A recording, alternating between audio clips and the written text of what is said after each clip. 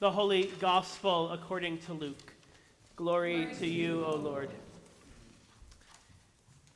As the people were filled with expectation, and all were questioning in their hearts concerning John, whether he might be the Messiah, John answered all of them by saying, I baptize you with water, but one who is more powerful than I is coming.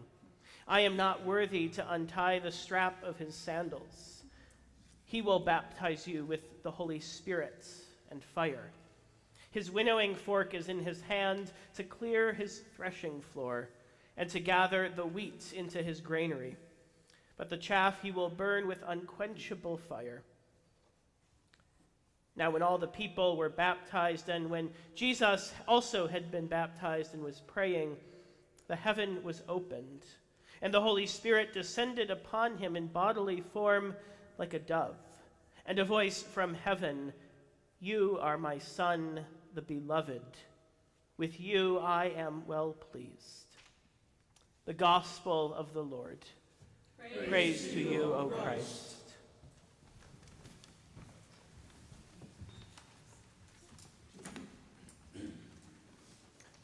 Verify you are human. Nothing quite brings you to the brink of an existential crisis quite so quickly as that tiny dialogue box prompting you to check a box to confirm that you are indeed a human being and not a robot before granting you the privilege of logging into your online account. In an age of identity theft, it's no wonder companies go to such lengths, irritating as they often are, to safeguard our information, to confirm that you are who you say you are. Our identities are deeply personal, from the identities that we are born into, our racial and ethnic backgrounds, our nationalities, our genders, to the identities we take on as we grow and mature, our careers, our alma maters, the sports teams we root for, the churches and other organizations that we belong to. Our identities give us a sense of self and belonging, announcing as much to ourselves as to those around us, this is who I am. Questions about the identity of the Messiah have been swirling in the imaginations of the crowds who have come to see John in the wilderness and to hear his preaching. Are you the one? They ask expectantly, hopefully.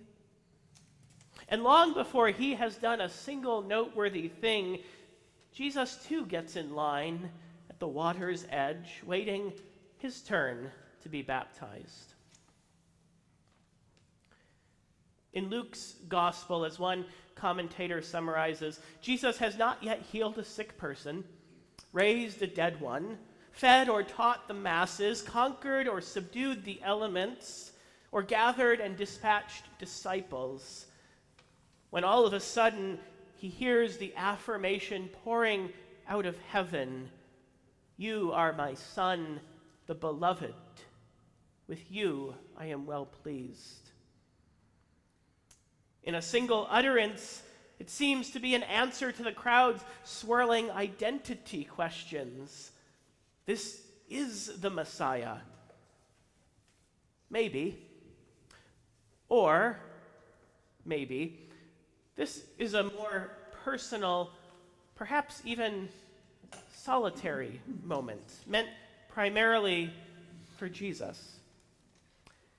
In those verses missing that we didn't read between John's preaching and the comparatively brief account of Jesus' baptism, Luke writes of how Herod, once called out by John for all the evil things that Herod had done, Luke's words, had John thrown in prison, a detail that Luke alone inserts before Jesus' baptism.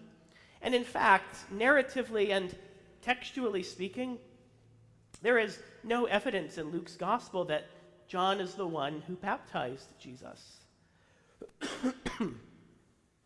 All we know for sure in this moment is that there's Jesus, the Holy Spirit dove, and a voice from heaven. You are my Son, the Beloved. With you I am well pleased. Some identities are earned, and some identities just are. With you I am well pleased. With you. Not for anything you have done, but for who you are. There is something powerful about baptism. As Pastor Vicki Flippen reflects on her ministry, she says, whenever I do baptismal counseling, I always emphasize this moment in Jesus' baptism. And I tell folks that baptism is the church declaring what has always been true, that each of us belongs to God and only to God. And that claim of God becomes more and more important as we wander through the maze of life with so many individuals and institutions trying to declare ownership over us. Our baptism can remind us that no one determines our worth in this world or in the next other than God. And as she goes on in this powerful litany, to the prisoner it means you do not belong to the bars and chains around you. You belong to God. To the addicted it means you do not belong to that thing which you crave. You belong to God. To the dying it means you do not belong to this body or to that cancer. You belong to God. To the patriot it means you do not belong to this nation. You belong to God. To the debtor it means you do not belong to any bank or credit card company. You belong to God. To the empty and overworked it means you do not belong to your company.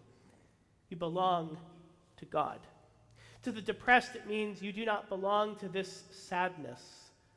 You belong to God. To the abused it means you do not belong to the person or the memories that hurt you. You belong to God. There is something powerful about baptism, and it is nothing that we can do or earn. In his baptism, Jesus' identity is confirmed.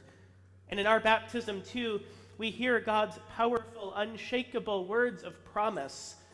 You are my child, beloved. With you I am well pleased.